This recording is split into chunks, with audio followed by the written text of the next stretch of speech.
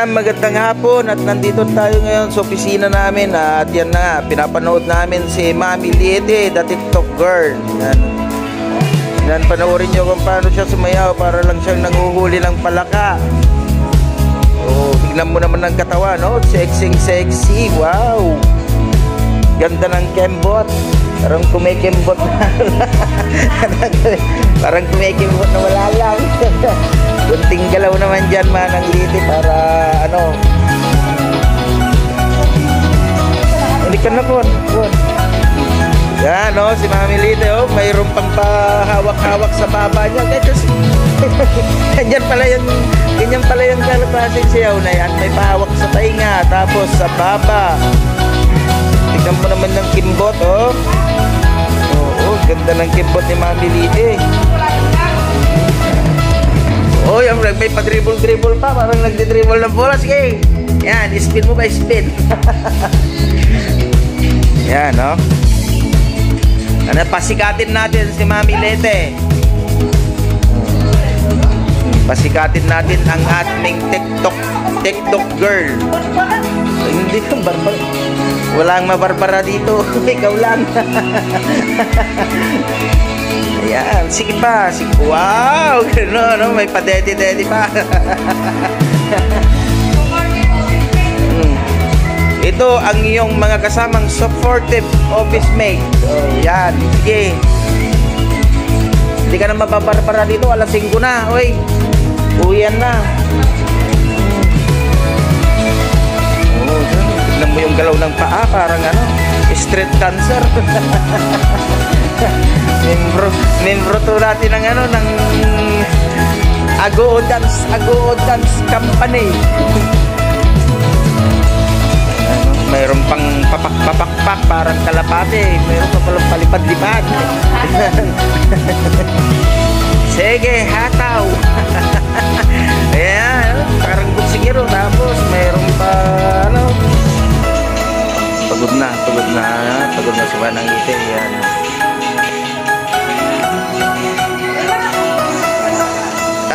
Left na tayo. Oh, yan ano. Yan. Ganyan lang sa yung mga nagtatalaga. Yung mga naghahanap pa.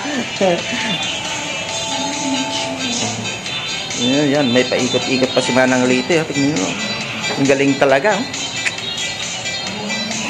Oh, may patusok-tusok pa sa ganyan. Uy! May strands pa. Ano yan? Yan. Ayan, at napanood na natin si Manang Liete kung paano siya sumayaw. At 5:20 na at kami ay uuwi na. Kaya update na lang ako mamaya pagdating ko dun sa bahay. Sige, maraming salamat. Yan, at ako'y uuwi na mga katruy-tarux at pupunta na ako dun sa sakyan ngayon. Dahil 5:20 na nga rin ng hapon, kaya pwede nang umuwi. At yun nga kanina, napanood natin si Manang Liete na sumasayaw bago siya umuwi. Kasi nga sabi niya exercise daw ng mga nagkakaedad na para hindi daw sila madaling mawala sa mundo. At kaya to, baba na ako at pupunta na ako dun sa may sasakyan. At napagod rin kami kanina dahil naglinis kami dun sa harap ng paligid kasi nga wala yung tagalinis namin kanina dun sa harap kasi napilayan si Junicio. Pero yun mo ba naman, naglinis siya, umakyat sa flower pot, tapos di na tinitignan, atras siya ng atras, nahulog, tumama yung likod, ngayon pilay na.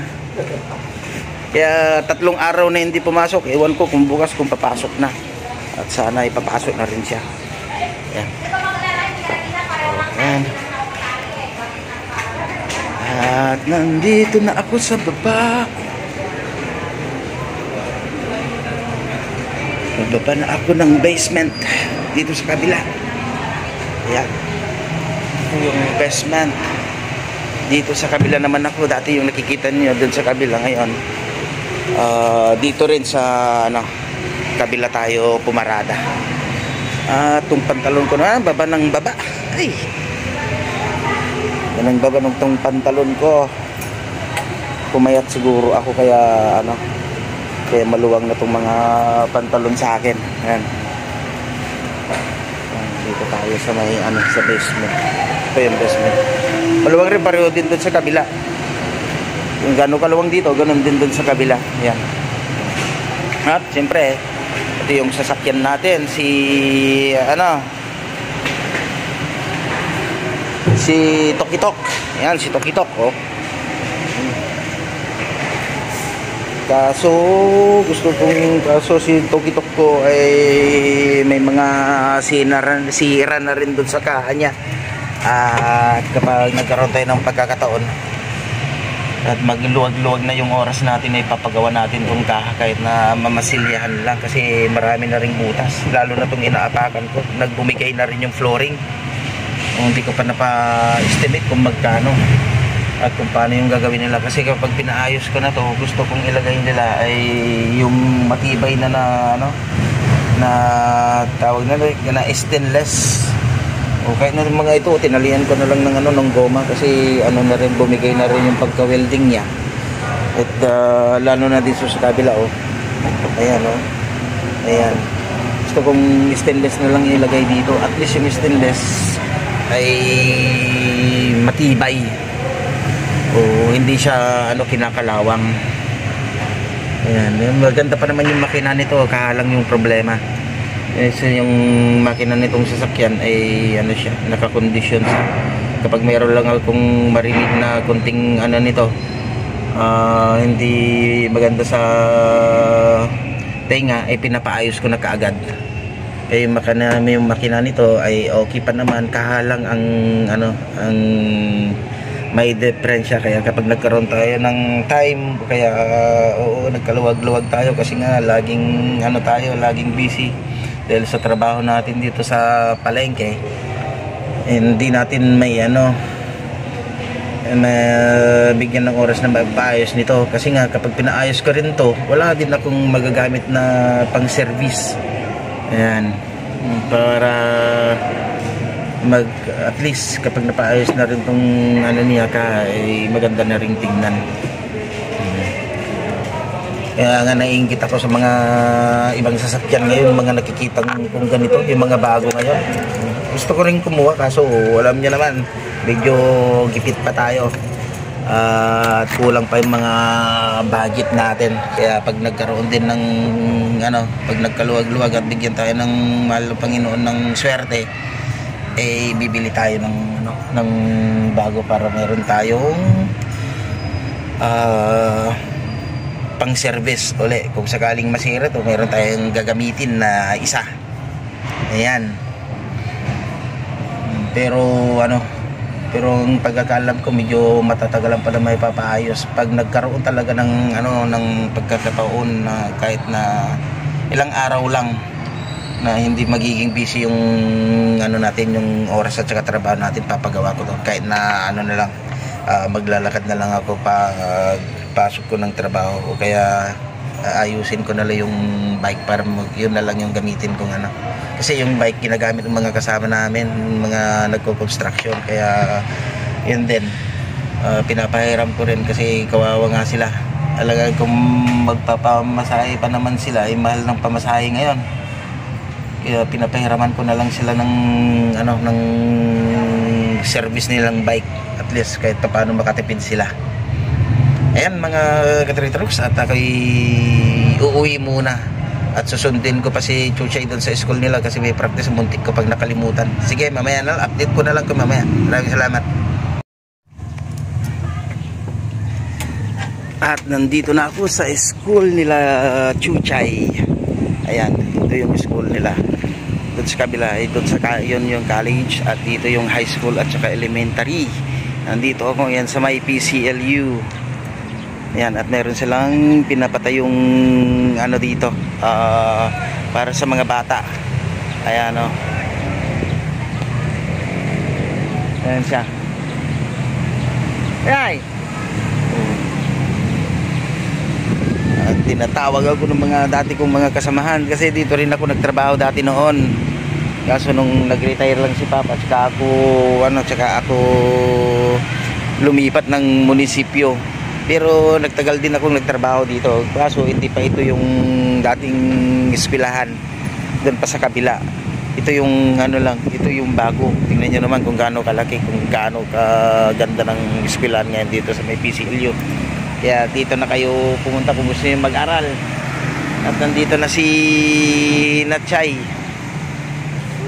Chay, bilisan nyo to. Uwi na tayo. Mag-prepare pa doon. Yan. Kaya kapag pumupunta ako dito, kilala pa ako ng mga dati kong mga kasamahan dito. Dati dito ko na lang hihintayin si Chuchay habang nagkikwento ako sa inyo. Ipapakita ko sa inyo ng kabuuan nitong tong eskwelahan dito. Sige. Ayan yung yung college. Eskwela ng mga college at meron pa silang pinapatay yung isang building dito. Ayan. Ito naman yung sa high school at saka elementary. Yan, ang ganda ng nila, oh. Tingnan niya. Oh, doon sa kabila, doon naman yung open nila. Open field nila, yung pinagtatuusan nila ng mga program, ganoon. Kaya kung ano-ano pa, sports, ayan, may palaro. Yan na yun. Ito yung ginagawang bago ulit na building. Ayan siya. Ayan, tapos meron pa dun sa likod. Kaya yung mga gustong mag-aral, dito na kayo sa may PCLU. Hindi ko naman sinasabing ito lang yung pinakamagandang school dito, kasi merong dito mga iba't ibang klase ng ng mga kurso. Adol. Okay, yang ngarot. Gusto ganun. Mati pan. Gusto ka nun lumaklakay. Manong Angelico dati na mamunak pa ilang. Lumalaki ka nun kasi ko nun ipagbaliwan na kuan bagin. Ano niya man, ang ganda ng eskwelahan dito ngayon. Lalaki na ng mga building. Dati doon kami sa kabila, isang building lang. Parang isang ganyan lang dati. Pahaba. Ngayon, tingnan nyo. 3 palapag. Tapos may high school at saka elementary pa dito. Mayroon pa doon sa kabila. Sige, Manong Angelico. Banda ko. Kaya marami pa akong mga kakilala dito. Kaya tinatawag na ako ni Chay. Uwi na daw kami. Ako nga kanina yung nagtatawag sa kanya. Mamaya. Tingnan nyo yung mayroong maraming kurso dito. Kung gusto niyo mag-aral, mayroong dito, kumukuha ng may elementarya, guro. Ano pa yung mga HRM, accountancy, ano pa yung ano na yung sumasakay ng barko, anak? Na maritime. May maritime, mayroong police. Yan, at hindi ko pa alam yung mga iba, pero maraming mga kurso dito. Kung gusto niyo mag-aral at nagharap kayo ng eskwelahan na mayroong mga kurso, dito lang kayo, pumunta na kayo dito sa may PCLU, dito sa Agoo, La Union. Agoo. Kasi mga dito hindi lang naman taga-Agunan nag-aaral dito, marami na rin mga taga-ibang bayan na pumupunta dito. May mga taga-Pangasinan, banda dyan sa may North and South, meron na rin pumupunta na rin sila dito para dito mag-aral, kasi nga yung mga kurso na hinahanap nila ay nandito. Ayan, mga ka-trade troops, at kanina pa nangungulit si Chuchay at saka si, ano pangalan? Chuchay at saka si, ano pangalan mo? Cheska. At saka si Cheska. Ayan, kanina pa sila nangungulit. Saan ba tayo pupunta? Uwi na. Pa, itulot na pa dato. Jay. Palengke. Ayan, babalik kami sa palengke kasi ihatid namin si Cheska doon sa pwesto nila. Ayan, at sige, hanggang sa update ko ulit mamaya pag nakarating na kami doon sa bahay. Sige. Nakauwi na kami at si Chucha ay kinakausap niya mama niya kasi galit na naman si Pangit dahil late na naman kami umuwi. kung saan-saan kasi nagpapahatid si Chuchay. Kaya yan, pinapagalitan na naman. At yan mga katritroops, nandito na tayo sa bahay at nakabihis na rin ako. Yan, dito sa loob. At ako'y pupunta sa labas kasi tutulungan ko si Annalyn doon. Kasi napapalaban siya ngayon mag-ihaw ng mga barbecue. Hindi ba maayos? Tapos gamit ko na naman, di pa ako nakapag-iig ka na. Di bali, mag-ano lang naman ako, mag-iihaw lang naman ako. Ayan, at napapalaban tayo ngayon sa pag-iihaw ng barbecue.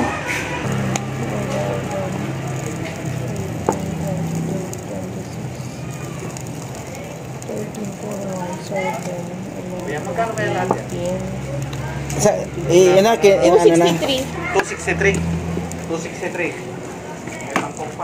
Ay, pangkupa. Ay, Ramon!